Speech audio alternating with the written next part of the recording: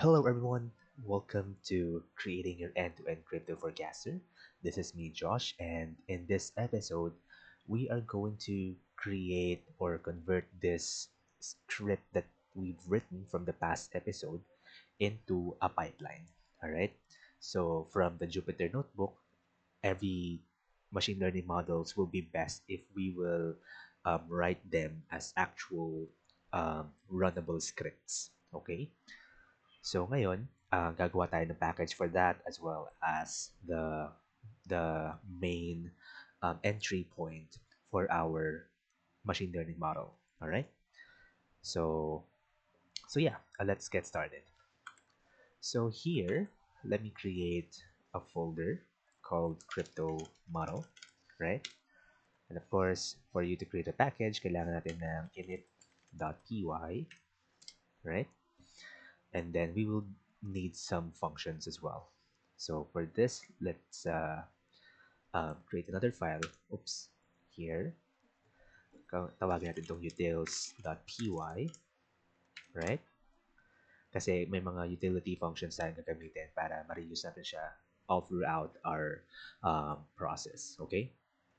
Um, and let's also have, okay, so that should be fine for now, okay?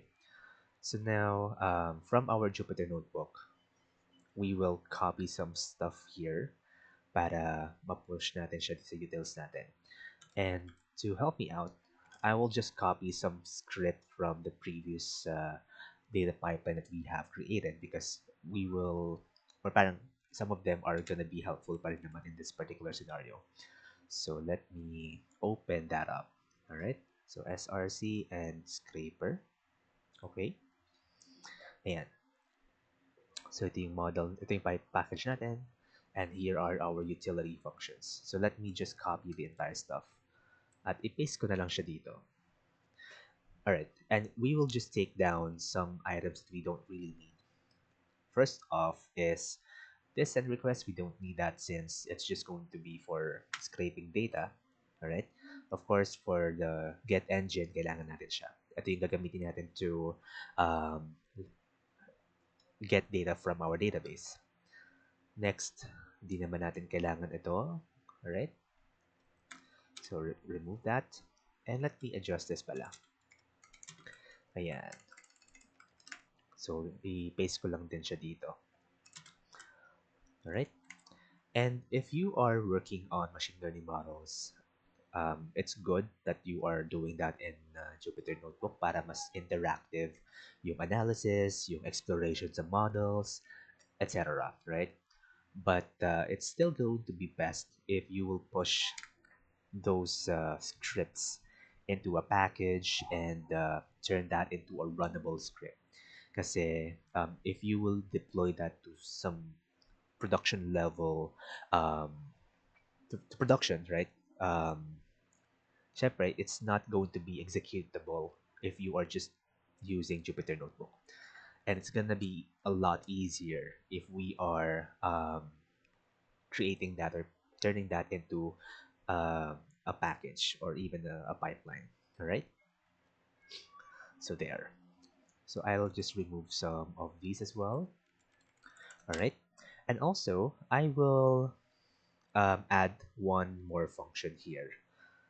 So meron tayo ditong min.io scripts, right?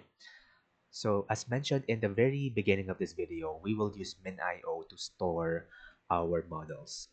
So that's what we are going to use. So here, gagamitin natin to. Itong line na to um,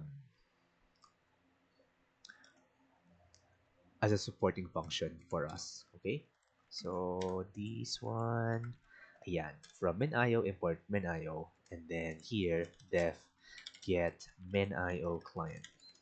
Alright? So, ano yung mga parameters na kakailanganin natin? Okay. We will need these things. Alright. Of course, we need the host. It's going to be string. Right? And then access key. Again, that's going to be a string, and then secret key, that's going to be a string as well. All right. So these are the parameters that we will need for min.io.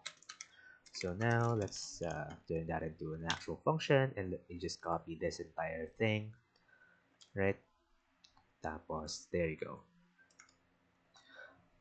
And then, palitan ko na yung mga values dito into host, access key, and secret key.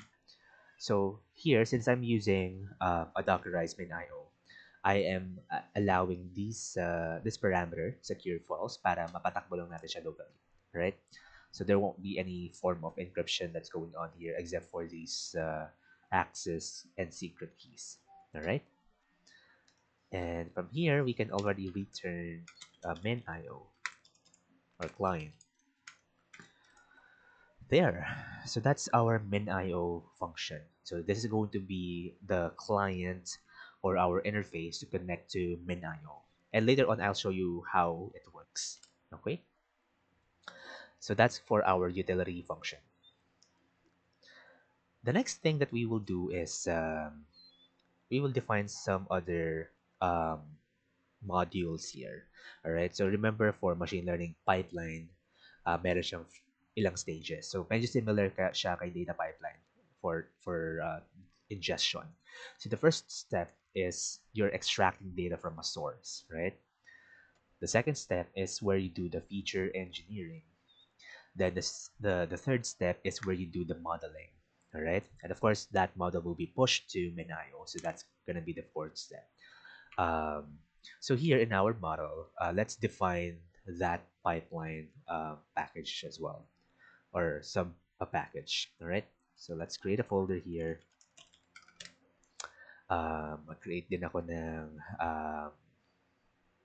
paano ba siya ginawa sa sa data pipeline. Okay, so sige, ganun na lang gawin ko. So new file, let's just call this extract.py, right? Okay, and new file ulit, feature engineering.py, and new file model.py, right? And then lastly is actually this should be fine. Okay, that should be fine. So for our extract module, this is where we will define our um, module or functions that we will use to get data from um, what do you call that? From our database. Okay, so medyo nasasabaw tayo ngayon. Ayan. So there, we will just simply do some um, codes here. So actually, pwede natin gamitin na lang itong script natin dito. Alright?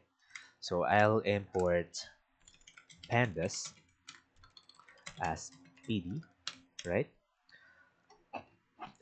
And then import din natin si SQL Alchemy. Import engine. So para lang meron tayong type hints. Okay? So def extract from database. Okay? Siyempre, kailangan natin dito is SQL. So that's going to be string. And then engine. That's going to be engine. And we will return a pandas data frame. Alright?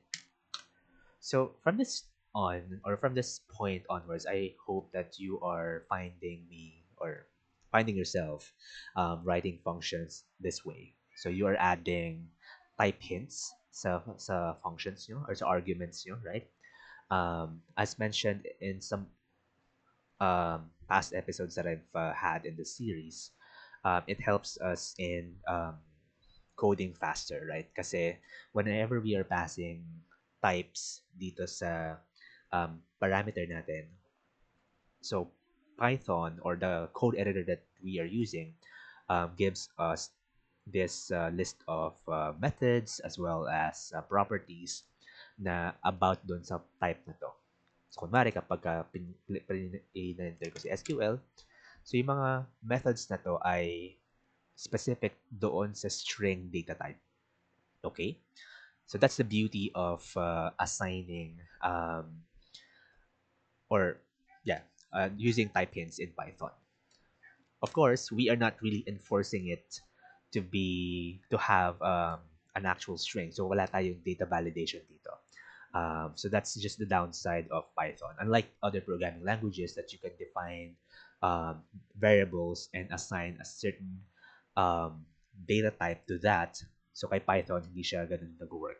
So even if I pass a number here, um, it should still work unless I do some commands inside of the function na tumatawag ng method from a string data type. So that's gonna be the time na magkakaroon tayo ng error. So yeah, that's just some kwento, okay? But yeah, I hope that you are already practicing building your functions like this, okay?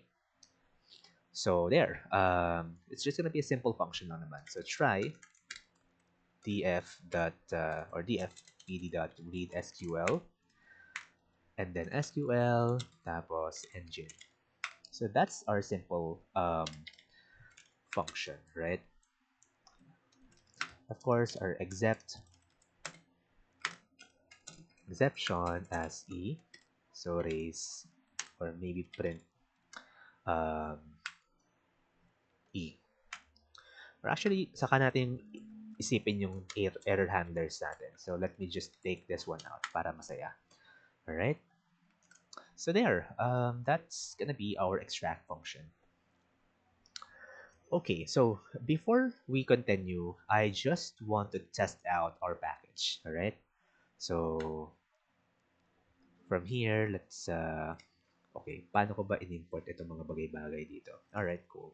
So from dot pipeline import extract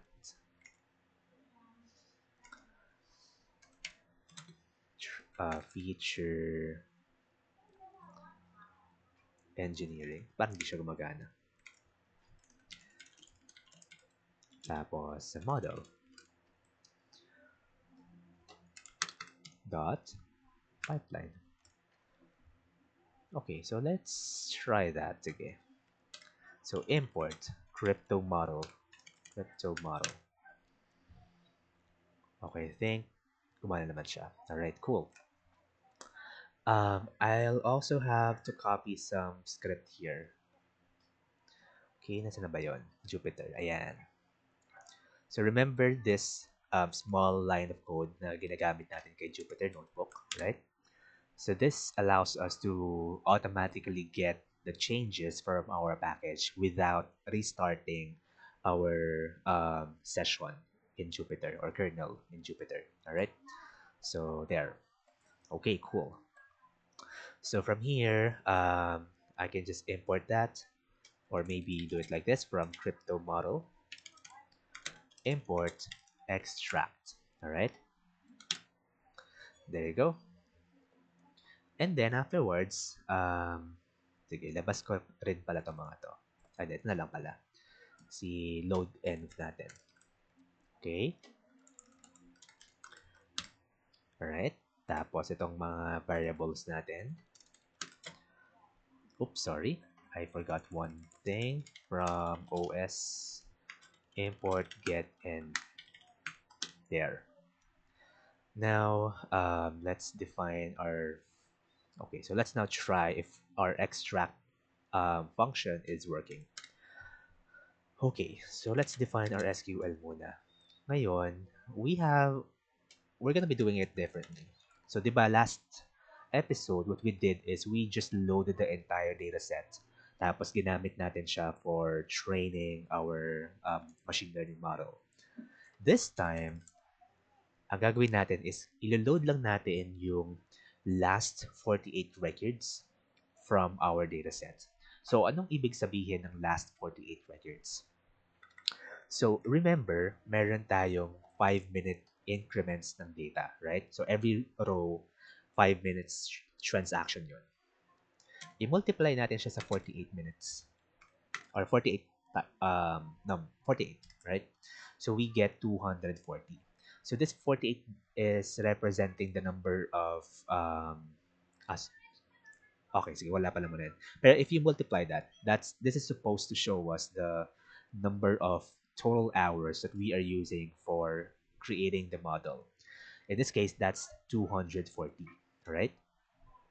If we divide that by 60, so that's 4. So, ibig sabihin lang ng query natin ay kinukuha natin yung last 4 hours worth of transactions or closing prices from our coin. Alright? Or in our case, from Ethereum.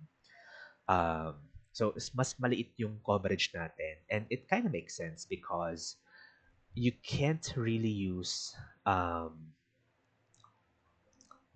large data set para lang ma-predict yung mga smaller partitions natin or smaller subsets natin, right? So for example, in our case, we have 5-minute increments of data. Then you are using the entire data set from, let's say, how many days ago from April 19, right? Um, so that might be fine, pero we are not really getting the current value that we are now that we are getting from the actual coin.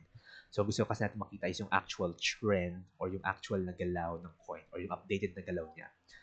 So the past data may no longer be applicable since what we are doing is using just the prices as features, right? So ito yung purpose ko. Why I added limit 48 here and order by timestamp in this descending order, right? Para lang makuha natin yung last 4 hours worth of transaction. And that's gonna be like um, yeah, yeah, that should be fine. Okay. All right. What else? Okay, I'll just copy this line as well, right? So again, we are just simply reading the data, but this time around, I don't really need to use pandas here, right? Kasi meron na tayong function. I also forgot to import um, utilities. So utils, right? That should work, okay? And here, what's gonna happen is I can create an engine from here. Utils dot get engine, all right? Ah, sorry, di pala yan. Create engine. Ayan. Ay, sorry. Last one. Eh, ano ba yung function na ginamit natin doon? Utils. Tama, get engine. Okay. So, bakit di gumagana yung ano ko? Anyway.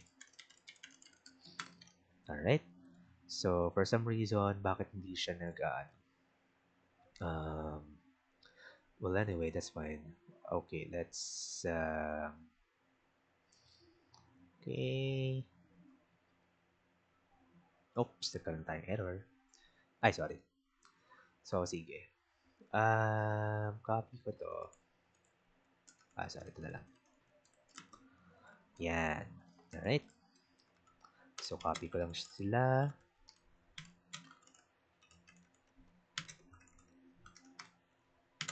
There you go. And that should work. Alright. And again, here, I just need to use extract from database, right?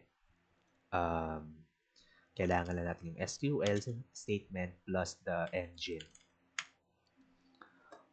And that should work. So, lagay ko lang sila sa iisang line para masaya. So, if I run this, there you go. So, our package is working. Alright, df head. So, ang expectation natin dito ay oops. Alright. Sige, may gagawin ako ng konting trick lang para mabasa natin yung lahat. Ay, hindi pala pwede. Yan, so df head, tapos df tail. There you go. So as we can see here, we are using, or we've started from 8:55 in the morning of this day, April 24.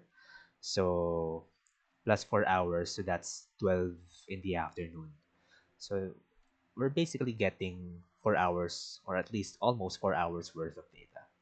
So there, that should be fine.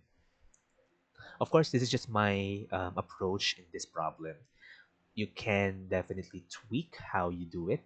Pwede kayong gumamit ng 1 hour lang. But just take note na baka mas kaunti lang yung makuha ng records. there. Or I mean, the features may no longer be that you know you might have a very small sample in your model. Alright, so there. Pero subukan pa rin naman natin siya. Alright, cool. Alright. Sige, ngayon, gagawin natin next is we'll proceed with our feature engineering module. So it's just this function that we have, right? So here we do def reshape or extract features or reshape. Ano ba magandang pangalan ng function? Well, actually, it should be straightforward, right? Dito, medyo weird kasi yung mga pinagagagawa natin. So, sige, pwede namang reshape na lang. So, reshape frame. Alright? In reshape frame, this should take um, feed import pandas as pd. Alright? df as pd.dataframe. Tapos, we also need the window size. Right?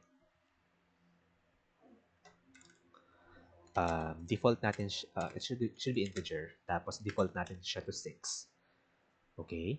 Tapos, ano pa ba yung kailangan natin dito? Actually, yun lang naman. Yeah, that should be fine. pd.dataframe. There. So, let's copy the entire stuff. Alright? So, window size, di natin yung kailangan. df reshape, so df copy. So, iterate tayo through the number of window that we have entered. Okay? Tapos, i-create na yung mga additional features na kakailanganin natin. So, afterwards, here, ano ba? Sige, let me get rid of this na lang or comment ko na lang siya para hindi siya mawala dito. Kasi again, di ba, in the last episode, ginawa natin is dinagdag natin yung moving average as feature pero hindi siya ganun nag-work ng mas maganda. So, ayun. And then here, we are defining our target. Tapos we drop the blank, the empty spaces. Tapos, yeah, konting ayos-ayos lang. Alright? Of course, you can optimize this further, but for me, this should work. Alright. So, sige, balik tayo sa sample natin. So, tanggalin ko lang yung mga excess codes natin dito. Actually, sige, okay lang yan. So, ngayon, gagawin natin to df reshape is equal to import din natin pala muna si feature engineering. Ayan. Or actually, kung gusto nyo pang tawagin siyang transform, okay lang din naman. Yeah, so that should be fine. Alright, so df there. Okay, let's try that. And df reshape. Okay, may mali yata akong ginawa. And if you guessed it right, ito yung nawawala natin. Return df reshape. So don't forget this return statement because by default, if you ended your line on this particular record, then you don't get anything. You get none. Alright? Yun yung pinaka-return value niya by default. Yan. And konting segment lang or segue lang kay R, yung pinaka-last statement mo, yun yung magiging return value mo. Alright? Cool. Ayan. So it's still working. And let's also look at df dot head na lang natin. Head 10. Alright? So, 1731.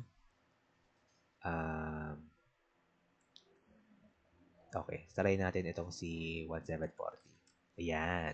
So, si 1740, again, nagmo-move siya, right? Kasi as expected, we are reusing the each transaction price, right? Or trading price. So, bawat combination or bawat 5 or last 6 transactions, yun yung ginagamit natin to or as a feature on our data set. Tapos yung next transaction after that it's going to be our target or yung ipe-predict natin. All right?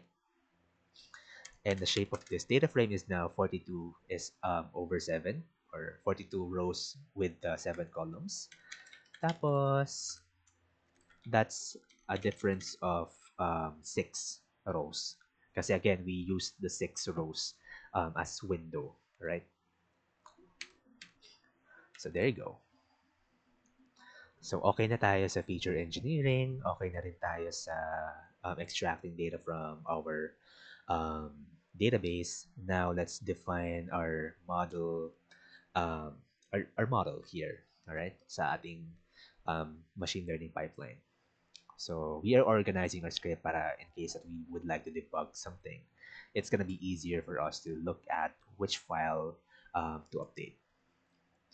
So dito, ano ba yung mga kailangan natin? So this is the beauty of using Jupyter Notebook. So once na magawa mo na siya sa notebook, you can just copy that and organize that into a Python package para at least it would be easier for you uh,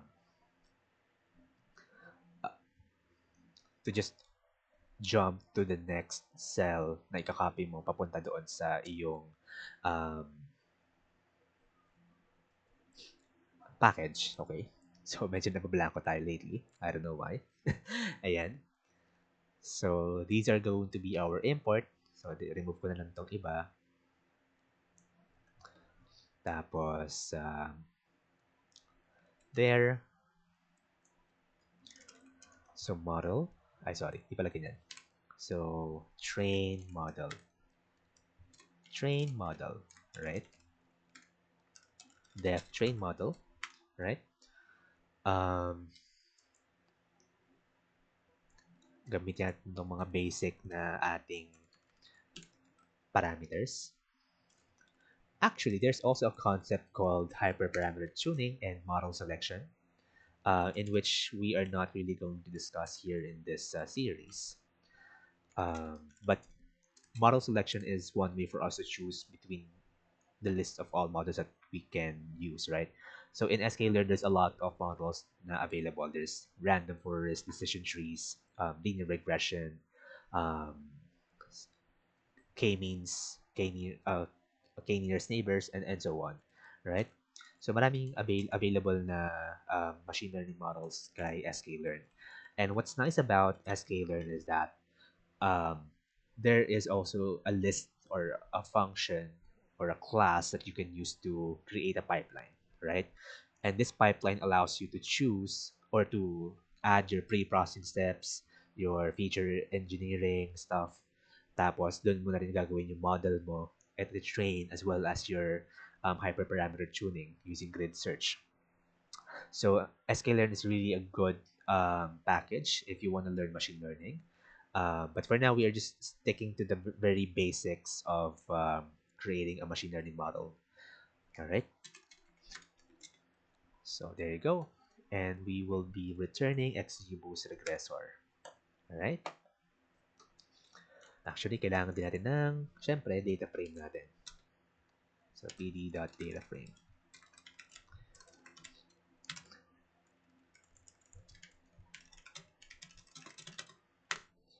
So I don't really have that much experience creating machine learning models. So I've had once a job na parang mini-maintain ko lang dun yung pag-execute ng model and try to do some feature engineering. Not feature engineering, but more on um, parang making your model more accurate. So, yun. Optimizing your model. Although, it's just a very parang super minimal lang na task. But yeah, that's running on Jupyter Notebooks. So, yun. Share ko lang. Alright. So, X train. And we have to think about this scenario din pala. So, right now kasi, um, you can actually do some things here. The first one is you can just create your entire model using the dataset na meron ka and just use that to predict next prices without even doing validation, right? So, pwede naman yun. Wala namang problema doon. Of course, that's as a general practice for machine learning models. It's gonna be best if you are creating your train data and your test data, tapos you are training the model using um, the train data, tapos itatest mo ngayon siya sa validation set mo or test set mo. That way, you will be prepared for the possible overfitting and really performing your or really checking your performance, the performance of your model on unseen data. So that's the purpose of checking or testing your model, right? In this particular scenario, we won't be doing that. Actually, napakita ko naman siya before in the last episode, but right now, I just want to train the entire model. The entire the model using the entire data set. All right. So sige, x is gonna be df sorry, di pala. Dot drop. Paano ba natin ginawa yun dito? Ayan, ganito na lang siya. Drop columns. Alright? Tapos y is going to be df target. There you go. Alright? And what's gonna happen is we will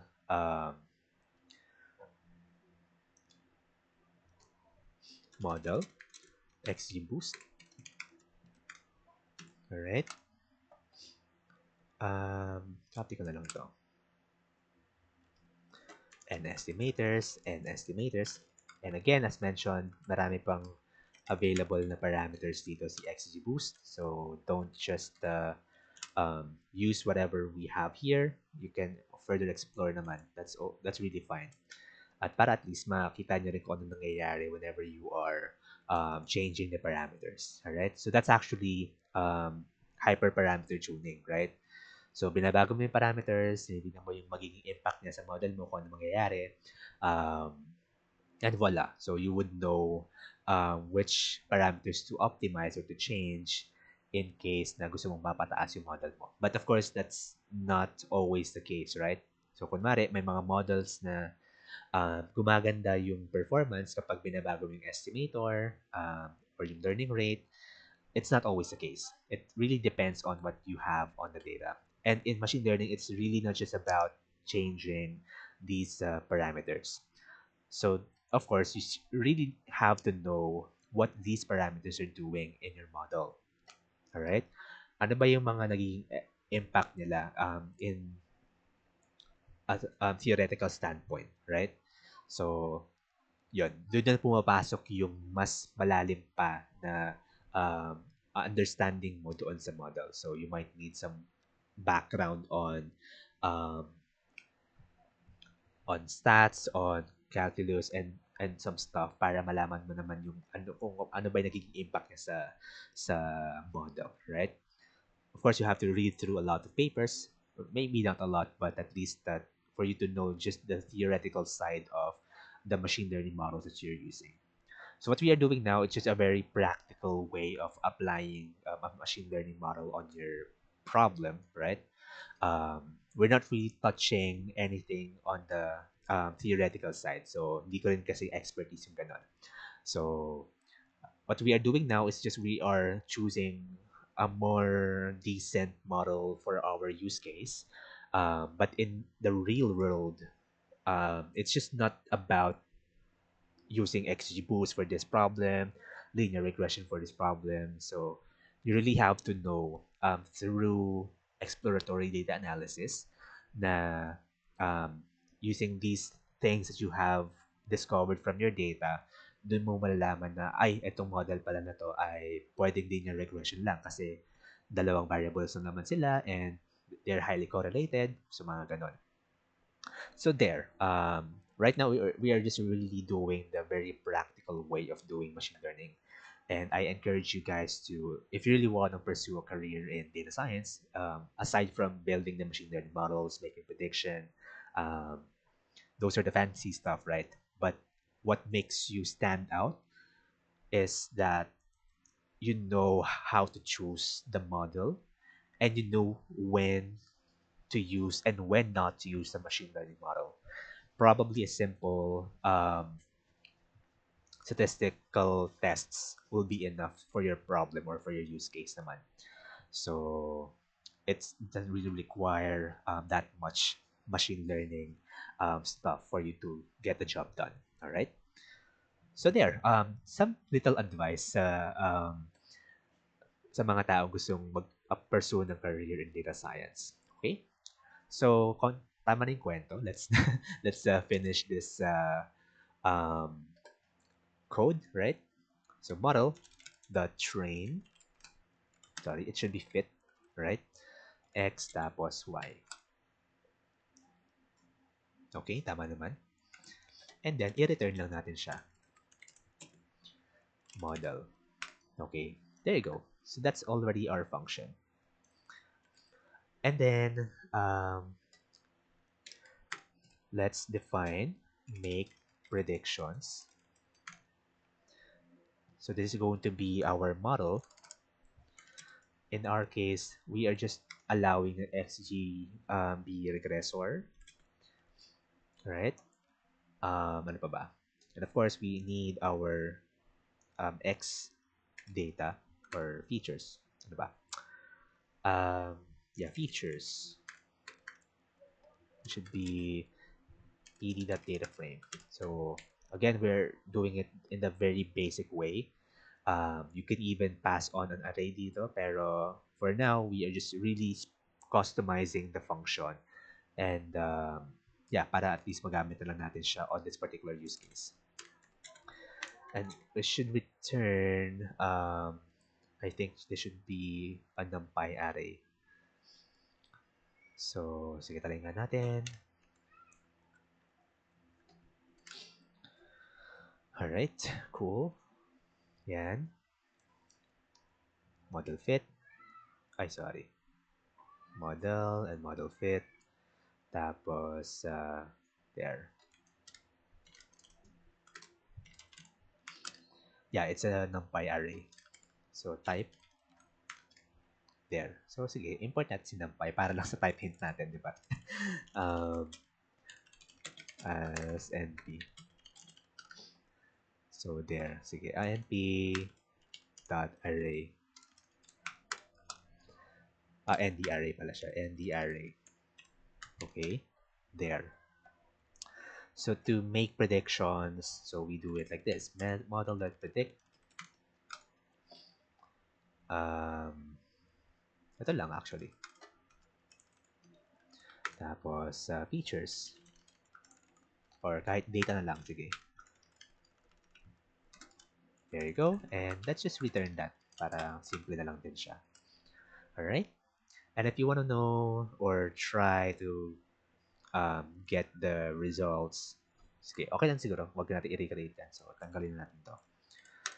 There. So, this is our model module, right? So, our pipeline is almost ready. So, balik tayo kay script natin, kay Jupyter Notebook. And then here, right? So, here we are extracting the data. Ay, sorry. Dito pala siya. So, we are extracting the data here.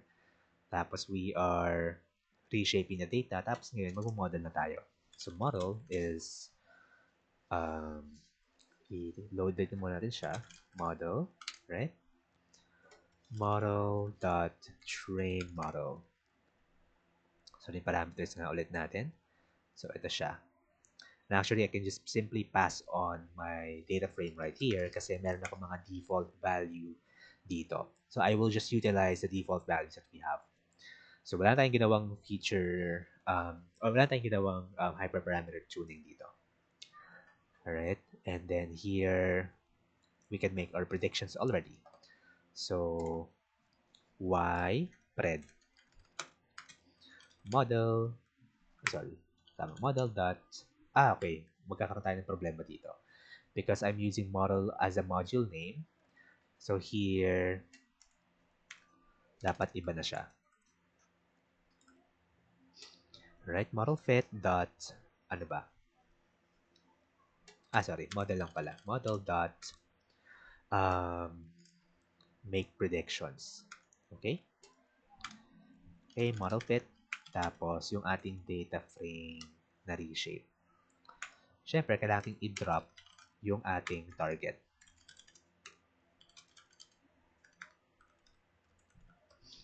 Okay, tama ba itong ginagawa ko? Mukhang tama naman. Okay, there. So let's run this. All right, it works. So we still have our model here. All right. And again, let's try to check yung performance ng model natin. So, import ko nga dito si from sklearn.metrics import mean absolute error, right? So, let's call mean absolute error on df reshape target tapos y pred, which is our predicted prices. Okay, cool. So as we can see here, napakababa ng errors natin. So it's just that 0.0008 what is this? Cents, right? In dollars. So super baba. Mas maganda pa yung performance natin kumpara dun sa last na ginawa natin. Yeah. Sige nga, let's try to do the same. Actually, dapat lang tayo. Sige, try natin nga dito siya. Kung anong mangyayari dito. Patakbuhin ulit natin at i-visualize nga natin kung anong okay, mali na siya. XGB na lang to. Okay. So, try na natin i-visualize yung nangyari dun sa ginawa nating changes sa pagkuha natin ng data. Okay, XGB na kasi siya. Alright, there you go. So, mean absolute on train. That's that, right? Okay, cool. So, as we can see here, nasa $3 na lang yung errors natin on test dataset. So remember, this is the same script that we've used in the last episode. And ito yung accuracy natin or yung errors natin doon sa training model, training data natin. And we're expecting that to really go low kasi again, this is the training data. The model knows well about this data. But now, we are using the test data here na ang error lang natin nasa $3.98. So our prediction could be off by $3 plus or minus. And let's visualize that. Okay? So this is our actual ito yung training dataset natin. Alright? So as we can see, wala namang mga masyadong galaw kasi again, our models expected to do well on training data. At dito naman, nakikita natin yung errors natin. Okay. So, mapapansin natin na medyo may problema pa rin sa model natin. So, at this particular level na kung saan nagbago na yung trend ng data natin, nagkaroon na siya naging static na lang siya sa ganitong levels. Yan. Okay? So, it's an indicator that our model didn't learn that much from the sample or parang our model didn't expect this particular dataset to be available. Kasi as we can see here in our training dataset, nasa 1752 lang yung maximum niya.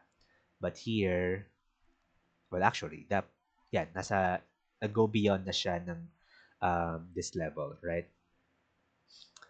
So there. So parang majority of the dataset kasi na ginamit dito is at this particular range lang. So nung tumaas na ng tumaas, sumakses na yung ating Ethereum. So nasa 1753 na siya, right? Ayan. So nung pumunta na siya dito, parang medyo tagilid na yung predictions niya. So there. So another problem could be here is that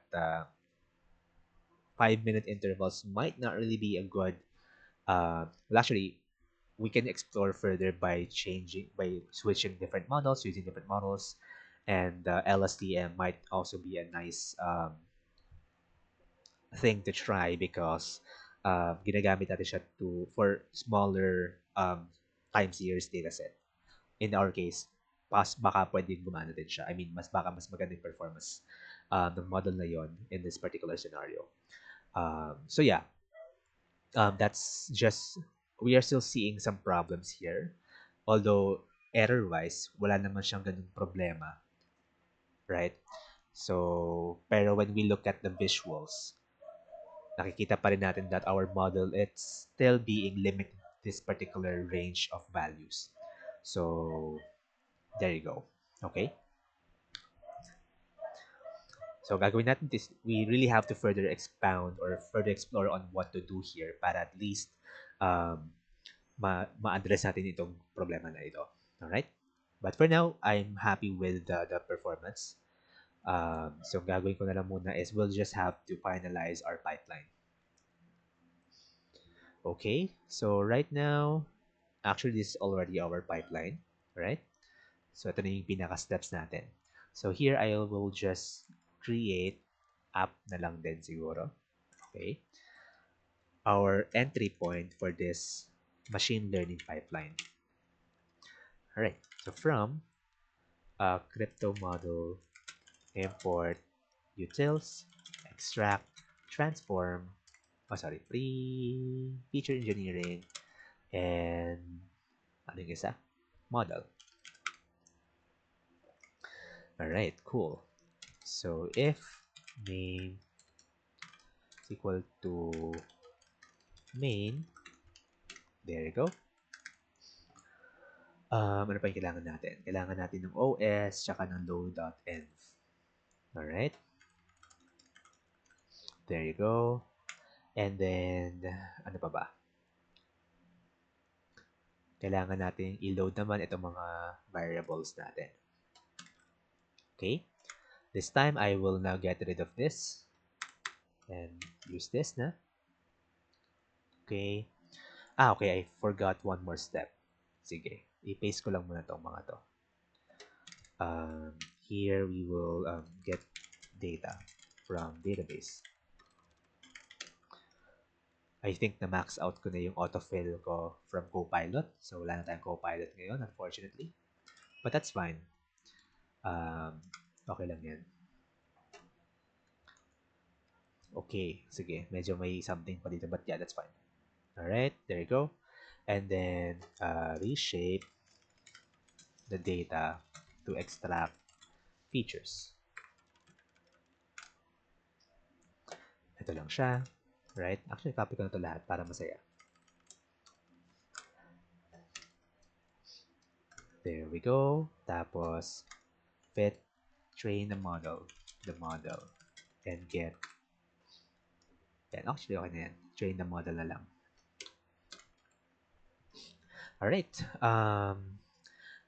The step that I actually forgot to do here is that I want to download this model, right? Def download model XGBoost. Sorry, XGB regressor pala. Okay. And wala siyang i-return. Alright. Pero i-download ko yung model natin. So, there. Ngayon, paano natin siya i-download? I mean, paano natin siya i-download? Alright.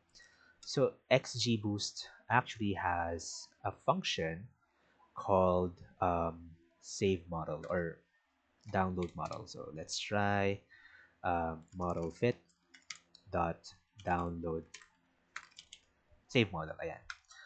So when you're saving the model, it gives you the JSON response of showing you the parameters of all of that model. Ayan. So it's a lot, but basically these are just the parameters of your model. Ano ba yung mga ginamit mong parameters? Ano ba yung mga na-learn niya na settings? So yung mga ganung bagay. Okay, so gagamitin natin siya para mamaya sa pipeline natin, sa API na gagawin natin. Ilo-load lang natin yung model para hindi natin kailangan mag-retrain. Alright? So, there you go. So, we will download that. So, here, to do it, we just model.save model as test underscore, or sorry, model.json. Yeah. Alright. Save the model. Alright. Model fit, or sorry, model dot download model, all right, model fit. There you go. Tapos, i-upload natin yung model to the to MinIO, right? So here, I need to show you MinIO. Okay, so remember this is MinIO. So this is our file system, um, file storage system, right? This allows us to store um, any forms of files similar to S3 buckets. Tapos, pwede na natin siya mag-store. Tapos, pwede na gamitin to as our source of our files para ma-download naman natin. So, there's gonna be some file exchange here um, in MinIO. So, I can just simply log in here. Okay. I think mali ako ng ginamit na browser. Alright, dito na lang tayo. Localhost 9000. Ayan. There you go. Log in. And as we can see here, I already have a bucket, right? So, ito yung bucket natin that we will use to store our files, right? So, remember kay MinIO, we authenticate using access keys.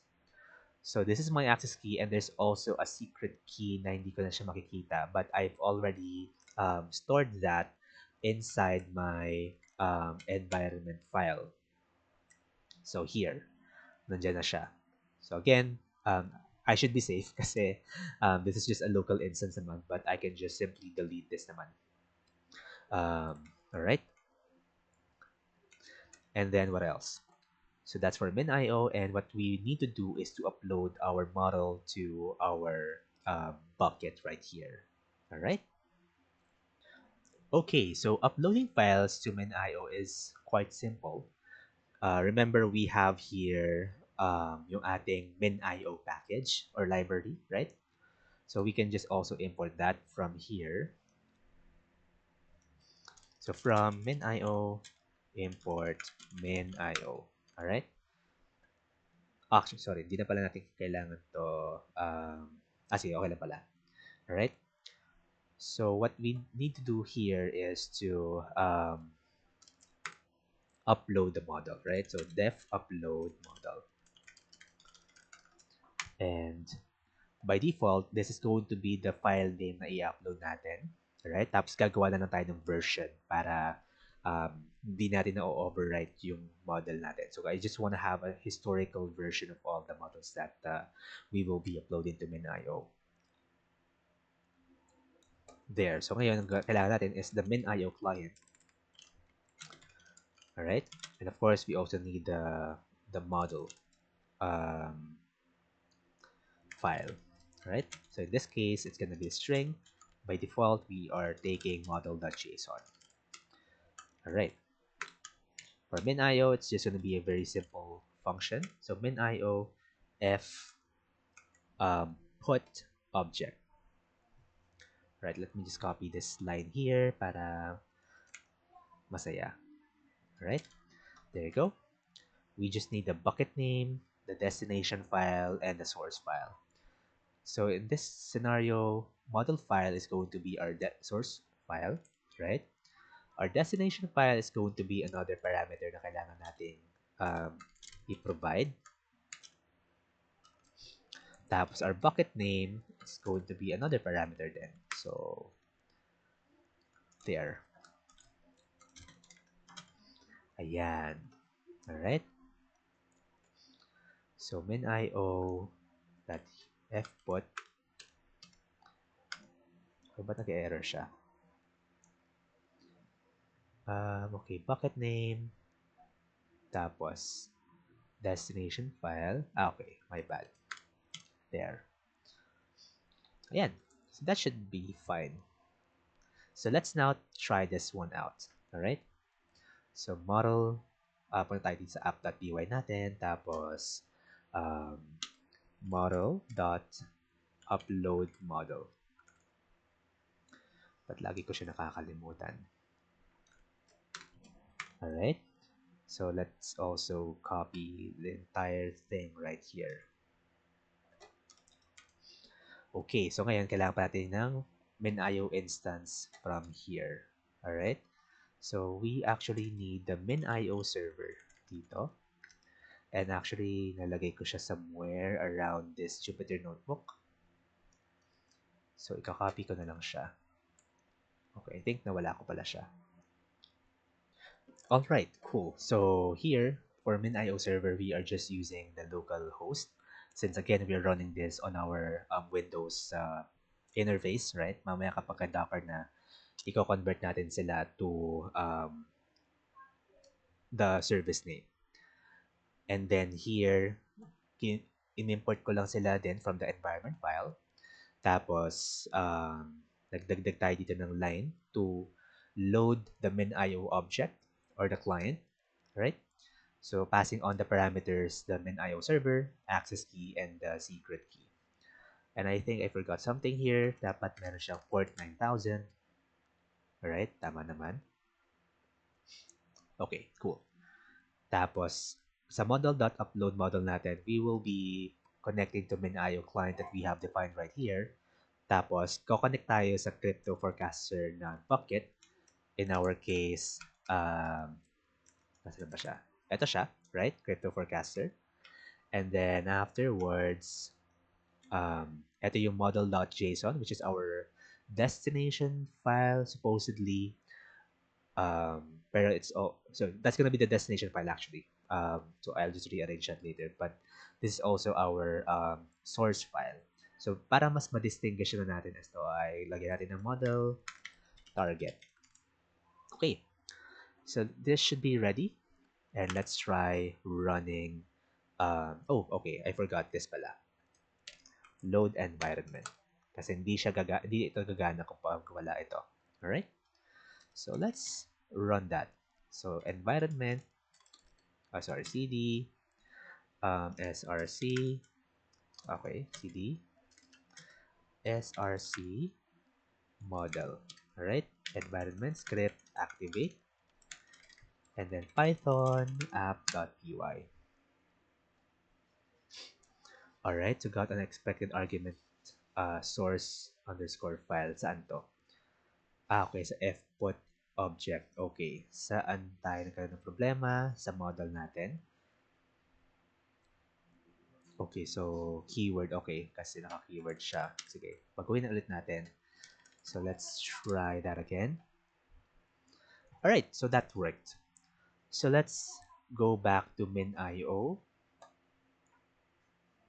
Ayan.